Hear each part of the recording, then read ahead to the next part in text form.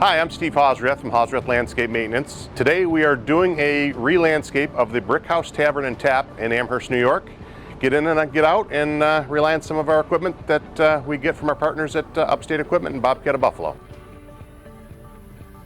My mother and father started as a snow removal company, and have we since branched to be one of the largest landscape snow removal contractors in the Buffalo area.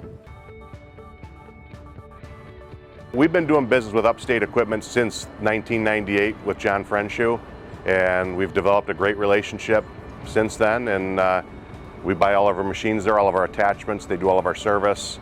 It's been a great partnership. Nobody services me, nobody has, the attachments in stock. If I need to rent it, generally we don't rent equipment. I always want to have it in our fleet, we buy it.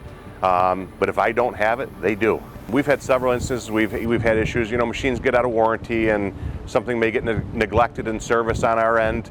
We had a machine yesterday. We had a machine out on rent, go down. They were there within an hour. And nobody is going to give me the service that Bobcat of Buffalo does. That means the world to me, and it keeps me moving.